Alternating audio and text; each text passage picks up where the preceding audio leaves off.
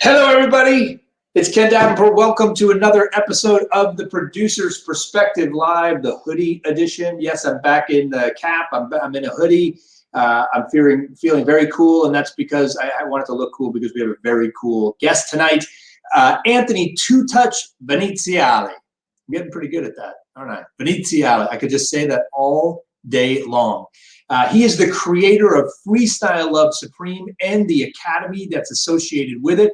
They were on Broadway this year. How many of you saw it? Anyone see FLS this year? Throw it in the comments if you saw it, if you were lucky enough to see this. This has got to be one of the most joyous evenings I have had in the theater in such a long time. I'm a huge fan of improv, and this is modern improv. It's improv, like classic improv structure. He'll talk about it. He teaches it. He's a master of it. Classic improv structure, but using hip hop, freestyle, right? It's amazing. Obviously, the cornerstone of In the Heights, he was involved with the creation of that show. Obviously, good friends with Lin-Manuel, which led to Hamilton, all that stuff. He's here tonight. He's going to take us through where he is, what he's up to right now. He's probably someplace very cool. He is one of the coolest people I know, so I have a feeling he's like hunkered down in some basement, like freestyling with all these people through all this. And anyway, I'm sure he's someplace really hip. Anyway, we'll find out where he is. We'll find out what he's doing in just a few moments. Don't forget why we're here. We're here to draw some attention to the Actors Fund, an incredible organization that's doing incredible work right now. So I saw that little ticker. We're almost at $1,000. I think we're almost at $1,000. Someone put us over the edge tonight. Someone just push us over. Get us over the $1,000 threshold, please. If you do, if we get over $1,000, we're going to check this. I will beatbox a little. I'm going to ask him, don't tell him, I'm going to ask him to do a little freestyle for us, and I think he's going to need a little help. And I can't say Veneziale, so I probably can beatbox as well. Actually, he's going to teach us all how to do it, not just me. Don't forget also why we're here, to stay safe, stay healthy, and stay home. We are getting to it now. We're starting to listen. Our governor here in New York is saying we are starting to flatten this curve, and we've done such a great job. He's very proud of us, but we are not through it. So stay the F home so we can actually get back to what we love, creating theater, going to theater. We want to do it. I know we all want to do it much sooner than they're telling us. So let's just stay home so we can get back to it. A couple of news announcements. Don't forget this Sunday, very special episode of the Producer's Perspective Live. It's Easter Sunday. Happy Good Friday to all of you celebrating today. It is Easter Sunday this Sunday. I'm reuniting the 2011 cast of Godspell, the first show I ever was a lead producer on. Look at all the names that are now doing this. We almost have every single person. Chris Gattelli, choreographer, George Salazar, Michael in the Bathroom himself, Hunter Parrish, Anna Maria. It's incredible. They're all going to be here. We're going to have a lot of fun talking about Godspell memories. I know this company is very near and dear to my heart, and so is that show. So we're going to talk about that. Also, next Thursday, I'm doing how theater makers can make the most of their quarantine. This webinar, free webinar next week. Just all the knowledge I've been learning from all the people that I talk to about how you can make the most of all this downtime and actually end up ahead of where you were when you started. So we're going to do that. Link in the comments. Go register for that. It's free. We're just going to be me. I've got a PowerPoint presentation, so it's fancy. So go sign up for that. Okay, it's time to bring on the man of the half hour. Please welcome to the show, Mr. Anthony Two-Touch Veneziale. There he is. Oh, look, he's got a episode. Oh, see, I knew it. I was like, should I put a shirt on? I bet I'm going to go hoodie and hat because look at this. Can you go hard in a Titleist hat? You go hard in that Titleist hat. In a golf hat. Well, you, like I said, tell me where you are, because I feel like you're probably in like with all these hip hop artists all around you, like doing like your thing. What have you been up to? Yes. So I've been hanging out in Scottsdale, Arizona, because I got stuck. Yeah. So you're in a retirement community. I'm totally in a retirement community, which has some of the dopest beats around. I rented an RV for my kids when we were going to have spring break, and all these things kind of happened like as this was going on, as we were supposed to take our trip. It was gosh, I want to say like March 18th or 19th, and we're like, let's keep the trip, let's keep the van, things are still open, like let's go on the trip. So we went on the trip, and then everything just continued to get more and more locked down, and then we were like, well, we kind of just have to find a place to rent and put this RV in the thing and just mothball the whole idea as we kind of get the okay to come back and all that kind of stuff. So yeah, been locked sheltering in Scotland. Yeah, that's right. What have you been doing? What, like, tell us about your kids. Yes, I have two amazing daughters, brilliant, very powerful, strong individuals, 9 years old and 6 years old. Wow. And so you're in a house, you're all together. Yes, and we had been sort of caravanning with another family, so we'd been kind of locked already in shelter with them. They're neighbors of ours, and our kids were kind of like interacting with each other because March 13th is when we were told in San Francisco to kind of like shelter in place, and we're like, well, let's have one other family that we know we can kind of rely on, and so we have been trapped on the road with another family for like 3 weeks.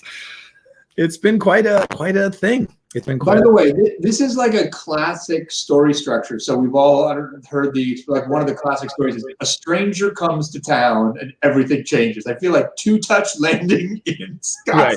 Right. It's been raining here nonstop. No. It's 110 in the shade right now. Yes, yeah, exactly. That's incredible. So what leads me to my next question. So you're in a place where is probably not for you the most creatively inspiring place to be.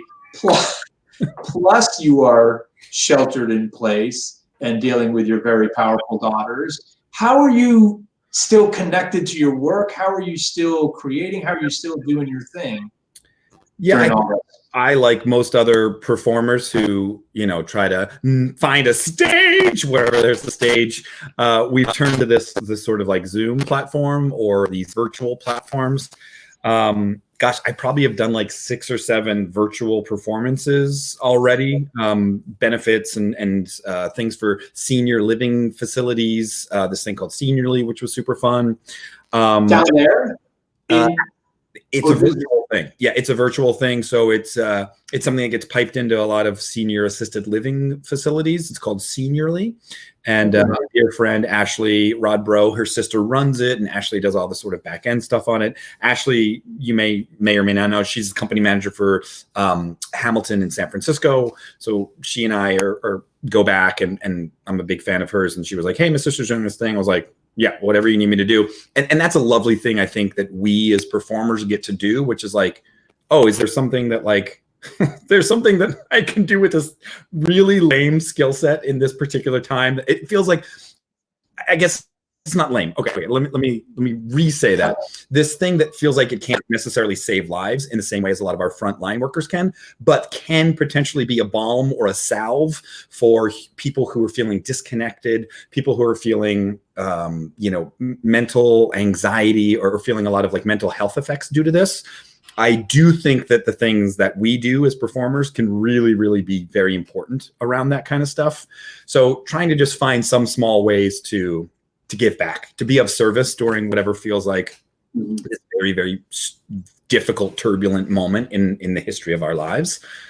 And so I have 2 different companies. I have something called Speechless, and I have the Freestyle of Supreme Academy. And for both of those, we've been really mobilizing our virtual offerings so that we can continue to support our communities. Like, that's it. And that, to me, that's theater in a nutshell. Theater in a nutshell is about creating community and then having that community, after going through some sort of a theatrical experience or a cathartic experience, feel connected to one another.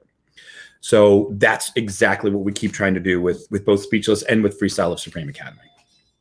And how have people been taking to your performances online? Have you ever done that before this, or just like was your first one this past couple of weeks like the first time you've ever done it? It kind of depends. It kind of like it falls into a couple different categories, right? Which is these sort of live streamed things, and then things that feel like they're live streamed. Because let's be honest, there are some pre-produced, put together with a little bit more polish, and then put out into the world, even if it's like a couple hours. And that's a slightly different thing than what it is we're doing right now. This kind of like, this is happening. And if my Wi-Fi connection goes down, it's done. We're over. Please don't, because I can't keep an audience for 30 minutes. I need you. Yeah, totally. But you know, there's this concept of, yes, I've done a lot of live stream things, whether it's been for various conferences or talks, or I've done a lot of training where my company Speechless, we work with Google, and we're one of their vendors that helps people get ready to give presentations. So anytime someone kind of like gives a talk or is about to go on stage and represent Google, they generally go through Speechless training, and that's people all over the world. So we do a lot of video conferencing, one-to-one and sometimes one-to-many, about how you can up your engagement and be more of yourself, either in front of the camera or an audience. So I love this, and we can all learn from this, whether, again, Google people, they're not in the performing arts, but they have to perform at some point. Everyone does, whether you're in front of 1,500 people like you are when you do a Broadway gig, or whether you're in front of a boardroom, or you have to give a speech at a wedding or whatever it is. What is like the number one tip you would give people to be more themselves, or an exercise or something you would teach folks that we can learn from? Yeah, it's something that I think most actors and performers know well, which is to have a little bit of a warm-up routine before you do the thing. So let's say I'm about to do this, right? Before we got on, I was doing like a shakeout and then warming my face up, and then doing like some, even for this. Yeah, even for this. Anytime I'm about to do a thing, I want to get my brain to its most fertile and fecund potential. And so for most human beings, that's through a bit of what is called, you know, repetitive behavior leading to neural networks that are really positive for you. So for example, a baseball player, before they swing their bat, they are like superstitious, twitchy people, right? Like they'll step out, they'll do their batting glove the very exact same way each time, because they're getting their body ready to go to that neural network that says, I'm going to swing my best swing. Same thing happens for performers. Same things happen when you're about to be in front of people. You should go to a part of your brain that says, I'm ready to do this thing. I've done it before, and I'm pretty confident with it. So you would give people that to come up with whatever this pre-show ritual is, whatever people want to do, and like do it before you go into a party, right? Just to absolutely. It's a brilliant performative tool, and it can be for anything that you potentially see as a performance. And we as actors know that everything's a performance. You know, that's human. That being a human is honestly is in some way performing, and great actors actually know how to like just strip it down so it's themselves actually doing it, which is an even harder thing to do. But we generally give people some choices of what those warm-ups might look like. And one of them is beatboxing.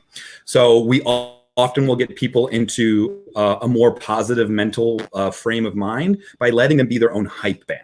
So another thing I was doing before we got on this, I was doing a little beatboxing of like my favorite song that I've been kind of listening to lately, right? So I'm super into LCD Sound System. There's a song called Someone Great, and it's like, and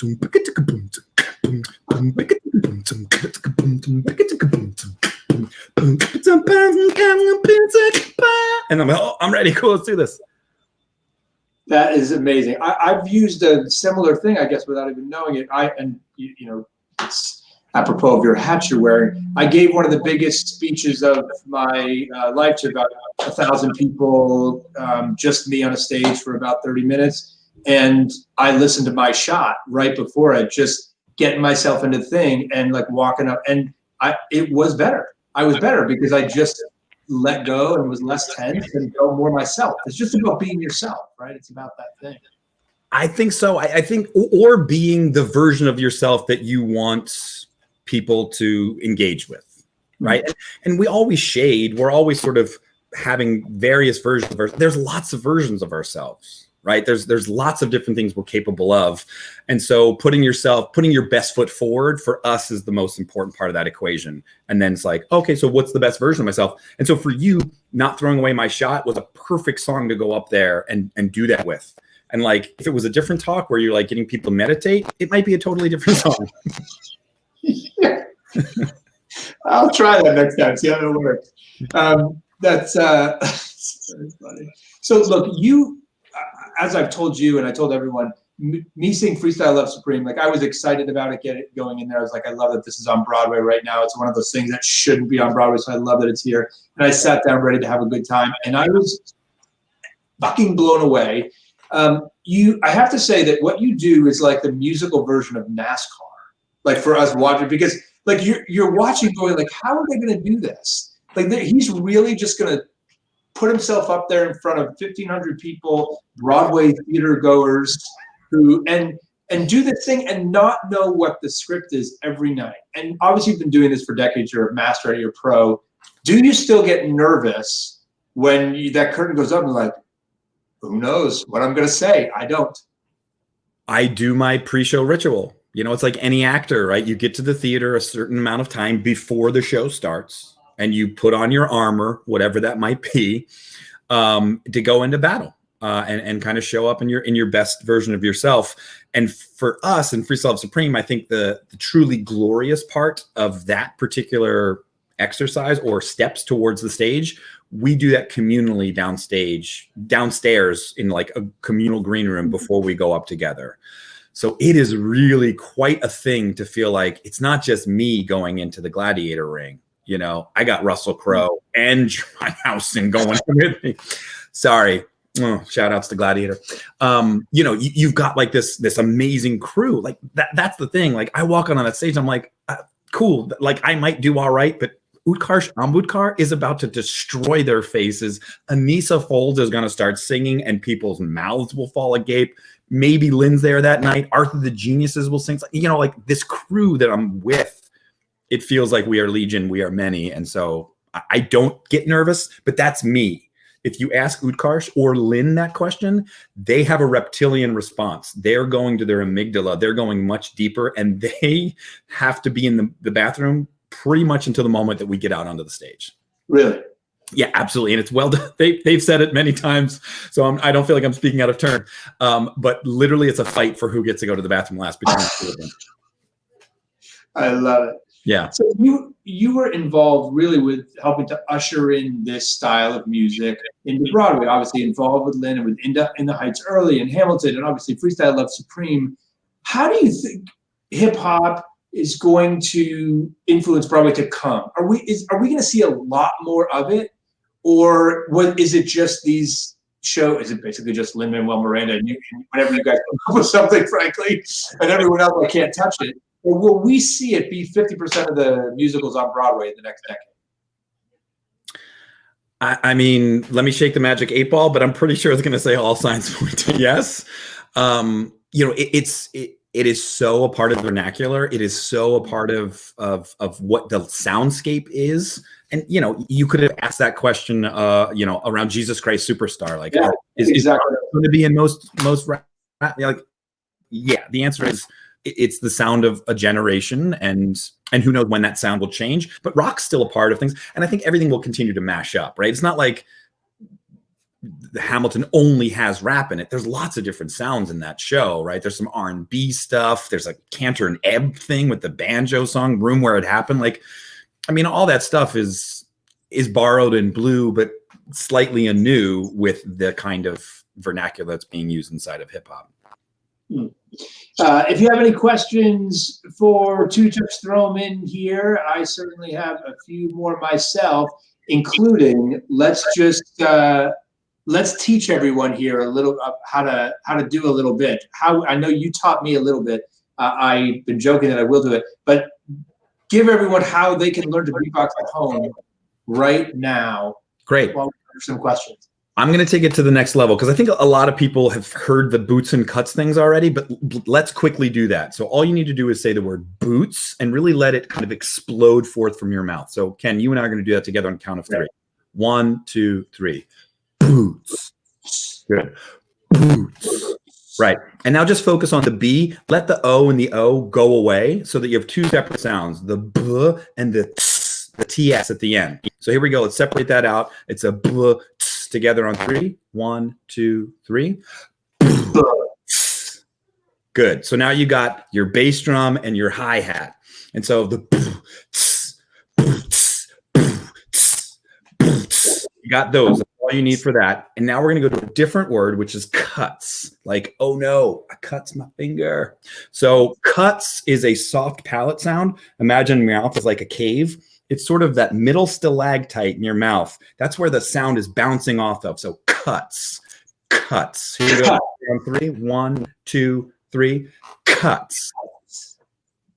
Molto bene. So now we're going to separate the U out as well. Get rid of the U, and we're going to do. So here we go. 1, 2, 3.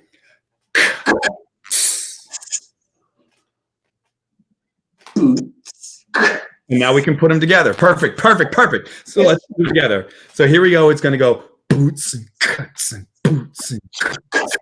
Boots, cuts, boots. Beautiful. Perfect. Great, great. But now the next level, which is what a lot of people don't get to, is floating tone, right? So a lot of people are like, okay, so I got the boots and the cuts, but there's more music inside of music. Absolutely. So we're just going to hold a note. So just hum any kind of note that you want. Maybe,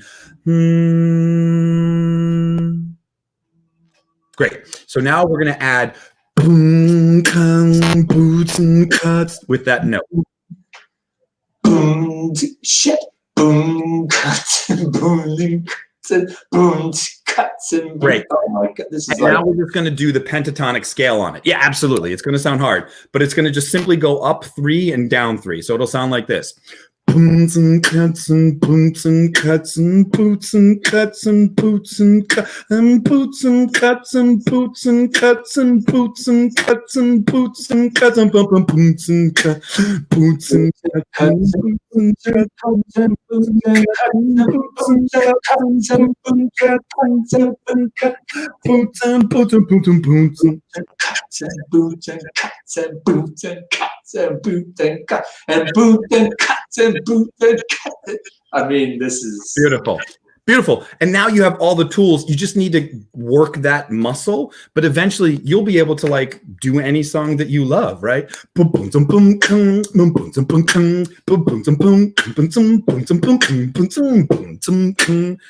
the same thing. It's just getting that skill set, your floating tone used to over top of the boots and the cuts.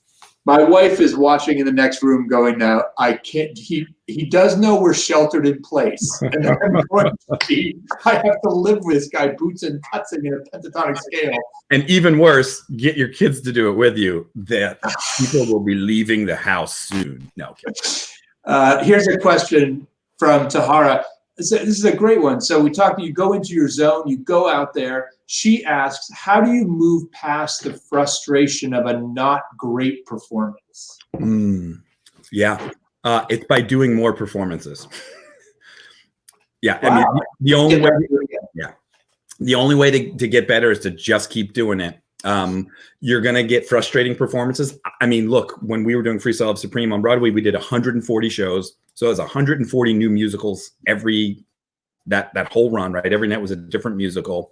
And I would say at least 3 to 4 each week. I'd be like, we came up short.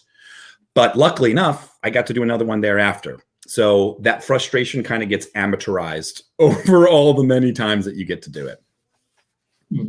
We talked about this a little bit on my podcast, but when you just gave me that little lesson, gave all of us that little lesson, I mean, it was so top of the palette. I mean, so specific and so like, where did you learn all this stuff? Like, it's not like there were books about it or like online video YouTube tutorials in late 80s, early 90s when you were figuring this shit out. You know, lucky for me, I am involved with just some of the most brilliant people in the world. Like, and I have to say, I think there's a little bit of like doing this thing helps you to kind of be more creative and open up a lot of floodgates. But Shockwave, aka Chris Sullivan, is a beatboxer, and he came up with the boots and cuts lesson because he was asked by MTV to teach kids how to do it, right? And so he and I were working on how to do freestyle and teach kids freestyle and teach kids beatboxing. And he was like, I think I have an idea. And he started boots and cuts. So like, and then after a while, I kind of, I like to take a certain academic approach to things. Like the boots, for me, I often will, especially because I was in a lot of schools, I would just want to dig deeper into all the things that they were doing. So I was like, B's and P's, those are plosives. You got to lean into the plosives. It's just like what Shakespeare does when a character is really upset. If you hear a soliloquy and someone's upset, there are going to be a lot of B's and P's in that soliloquy. Go ahead and look through all the different Shakespeare monologues. So soliloquies, they're riddled with B's and P's. Bah, triple turn, pour. Like there's a lot of it pouring out. So you use that in like those different things that they already hear at school, and you just start slowly stitching it together. And over many years, you kind of get feedback from people as to what's landing. So again, it's trial and error. It's just keep doing it, keep failing, and then, you know, you'll get the feedback. Ross Berman asks, what is your favorite Freestyle Love Supreme game? And why? What's the one you like to do the most? Oh, this is a good one. You know, so there's this question too, which is like, it's me performing in it, or am I just on stage getting to hear others perform it? Because I love it all. But I have to say probably the one that I think is the most cathartic for most audiences, and so therefore I kind of love it the most, is something called Second Chance, where people call out these moments in their history, in their past, that they felt were traumatic or somehow really difficult for them. And then we recreate that moment. And then we do an alternate universe version of it where they kind of got it right. And then we see all the different wonderful things that happen in the world. And there's a lot of applied improv, neuroscience work being done around this, but therapeutic work on this as well. The brain rewires that memory then, and it becomes a more of like instead of like a rut that you maybe have or gotten into around that traumatic memory, it becomes a bit of an uplifting memory after that thing happens. And that, to me, that just blows my mind. That is incredible. I've read a lot about that. That's absolutely true. I mean, there are psychological tactics, and that's what therapists will do to try to recreate a new movie in your mind about it. Yeah. Tell everyone, listen, we're stuck wherever we are, be it Brooklyn or Scottsdale. So what can people do if they want to learn more than just boots and cuts right now from you? Well, yeah, thank you.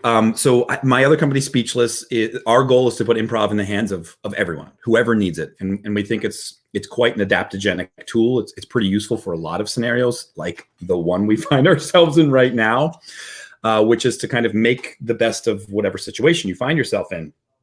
On Mondays, I host a free restorative play session, and we can sort of, there's inc.com. So please join us. That happens every Monday around 4 p.m. on the East Coast, 1 p.m. And it's helping people to get a little bit more into their playful mind, connect with others. And then we usually end on a little bit of meditation that kind of helps you get through the week. And then Speechless does other classes throughout the week as well. And then Freestyle Supreme Academy, we're going to start offering our classes online. We are doing a lot of work with our alumni right now. We do something called Indoor Recess, and that's where people get to freestyle, cypher, rap with each other, and we kind of give them these rap challenges, and they get into breakout groups, and there's like 5 or 6 people, and they do like celebrity, where you have to, like, one person goes away and doesn't listen, and then when they come back, you rap 4 bars about this celebrity that they have to then guess, and everybody like who's in the room gets to give a little verse about that person, and then after 4 people rap, that person gives a guess, and if they don't get it, then they do another round of rapping. So stuff like that. You know, it's these things to keep the community connected, keep them engaged with one another, because I think that's mostly what we can offer right now as performers, is a platform and a way for people to say, hey, we're not alone. We'll get through this, and we're better together. So yeah. So and then the final thing, a part of that, which is something called the Freestyle Fridays. We've heard an overwhelming demand from parents. Parents, we got you. I mean, I'm sorry. I'm also a parent, and this has been the craziest time in my life for sure. But on Fridays, we're offering these freestyle classes for teens. It's from 4 to 5:30 Eastern time. And for youth, which is 7 to 11, it's from 4:30 to 5:30. And you'll be making some fun noises and rapping with your kids after they go through these classes.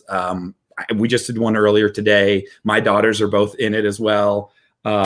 It's just a way, I think, for these kids to be able to express themselves in a different, unique, and interesting way that might be able to get some of the stuff that they don't even know is stressful and anxiety-ridden out, which if we believe modern psychology can be helpful. But who knows during these times? It's crazy. Well, what do you say? What have you said to your kids about this period of time? I mean, you're such a positive guy, an inspirational guy, and you're passionate about what you do and changing people's minds. I just love that's your favorite game, just rewriting that movie in their mind. Yeah. What do you tell your kids about this period of time?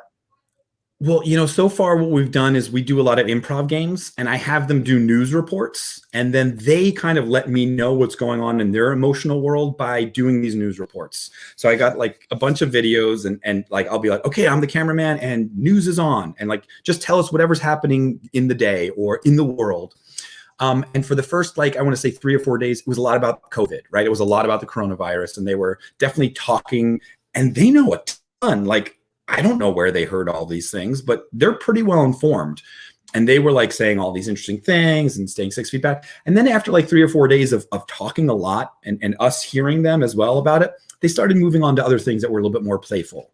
So I think it's not about solving anything for them. It's just hearing them out. It's just saying, please tell us, we want to hear, I want to hear it however you want to do it. I just want to have a dialogue and listen, most importantly. And don't try to solve anything. Just say, that sounds really hard. That is scary. And then move on. You know, I don't, because we don't have any solutions. I don't want to lie to my kids. It's a great, great answer. My kid's only 2, so, but I'm going to tell, I just love that you play improv games with your kids. I mean, that is just awesome. Just awesome. Well, if you ask them, I bet you they'd be like, oh, God damn it, we have to do improv again. Tomorrow night on the live stream, Two Touches kids tell us how they really love those improv games. Will you take us out with a little freestyle? Will you read a little outdoor for us? Have we gotten any words? Should we get words from people? And people? Yeah. What do you want? Go ahead. Shout out what you need, and someone will put it in the comments. Yeah, maybe just get like 3 or 4 words from our amazing humans who are participating or viewing. So all you folks out there, throw one word into the comments section. One word. Look around wherever you are. Find an object. There's one. Frantic. There's one. I don't know what that word is. Heaving. Allegorical. Oh, okay, Charlotte. I see you. Allegorical. Frantic. Hopeful. Bathtub. Which can you see? Let's do all of them. Yeah, absolutely. You go. All right, hold on, but I need a beat from you. So wait, did I hear bathtub? Bathtub. Allegorical. Hopeful. Hopeful. And what was the other one? Frantic. Frantic. Yes. Oh, Ashenza. Oh, Ashenza. Okay, girl. Okay, great. Hopeful, bathtub, allegorical, frantic. Great. So give me a beat, Ken. Boots and cuts. Boots and cuts. Boots and cuts. Boots and cuts. Yeah, you know my kids will not be ignored. I'm feeling more frantic than Harrison Ford, but that's okay. I'm gonna get with them in the bathtub like I was Shirley Chisholm. But anyway, I put the candle to the cave because I am allegorical but no longer a slave. I was made to feel less bashful. Everybody join hands. Let's get hopeful. Fantastic. I turned my hat and looked worse. I think feel like I threw it off, but I love it. Thank you so much for that. Thanks for being here. My best to your whole family. Get the heck out of Scottsdale fast, please. Yeah, we get home on Easter Sunday, I think. We'll find out. Good. I look forward to seeing you in person, my friend. Take care. What a delight, Ken. Thank you so much. Of course. Two Touch, everybody, an amazing guy, an amazing talent, the beginning of a Broadway revolution. That guy right there, and you heard it. That hip hop, it's like Jesus Christ Superstar and rock music started a revolution. In the Heights, Hamilton, Freestyle Love Supreme has started a revolution. We're going to see a lot more of it. That guy is part of the family that started it all, and he's such an inspirational guy. Do make sure you check out Speech is Free. I mean, it's a free class on Monday. Why wouldn't you do this? I probably will not be doing it. No, because I would embarrass myself. But go, check it out. Mary, put that screen up again. Put that screen up again. Put that screen up. There we go. Free classes on Mondays with Two Touch himself. Speechlessinc.com/studio. We're going to throw the link into the live comments as well. Go check it out. Overrun that class with Producers Perspective Live members. Go check it out. What else? Don't forget about the Actors Fund. Oh, throw up the other thing that he's doing, Mary. Throw that, the kids. If you got kids, I mean, I want to be his kid. He plays improv games with his kid. There is the Youth Freestyle Fridays. He's doing all this from on location in Scottsdale, Arizona. Check that out as well. Don't forget about the Actors Fund. Don't forget to stay safe, stay healthy, and stay home, everybody. Don't forget about our Godspell reunion on Sunday. By the way, you should, and listen, we're trying to bring as many people to this as possible. Right now, you should be able to share this with your friends. If you scroll down a little bit and find that on my Facebook page, it's probably like there's a share. Look at that. Mary is so fancy. There's a share button right there. Hit that share button. Invite anyone that you know that has been in Godspell, seen Godspell, knows about Godspell. Let's bring out a big crowd for the big crew that I've assembled for you. And lastly, something to make you smile. God dang it, I always forget my own bits. Something to make you smile. Something to make you smile. Of course, we have to go to Andrew Lippa, who was a guest this week, and he dropped his first track from Tiger King the musical, Little Pieces, sung by Kristen Chenoweth.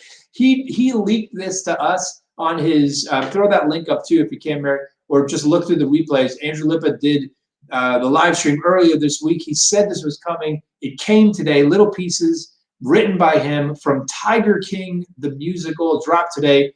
Go, we've posted it for you, theproducersperspective.com/smile, and you can hear the first track from Tiger King, the musical, exclamation point, a parody. So lawyers, dial it down, dial it down. Go listen to that. It will make you smile. I've listened to it like 17 times already.